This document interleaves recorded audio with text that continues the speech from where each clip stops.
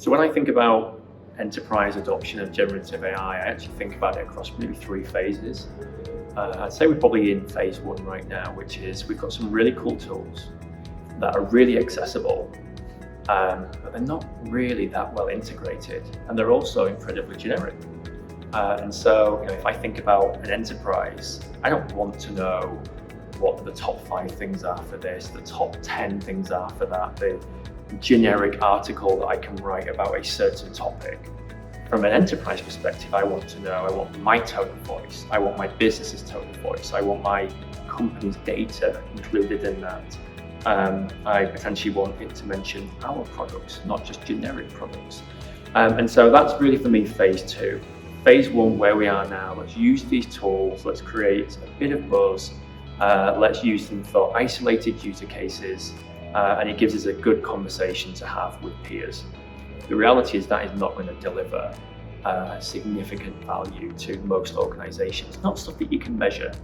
And so phase 2 really is going to be about fine-tuning these models, making sure that they are safe, that they are secure, that they're being trained on our data, that we're going to reduce hallucinations so that the outcomes that they create for us are something that we can trust.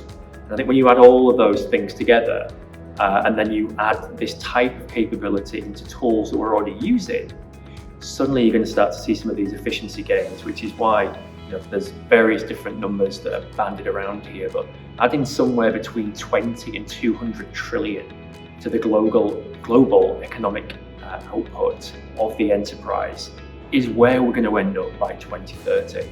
But that's only ever going to be understood and created if we are able to use these tools in a more enterprise-grade way.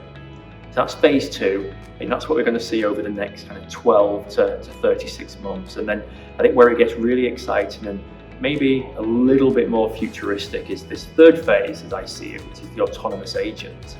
And the autonomous agent really is the replacement of certain job types, at least large portions of people's jobs.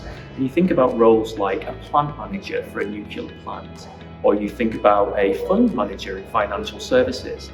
A lot of what these people do, if you have access to the right data and you have the ability to understand what the outcomes are that you're looking to achieve, what you're going to find is that you are able to automate these roles with generative AI and other technologies all combined.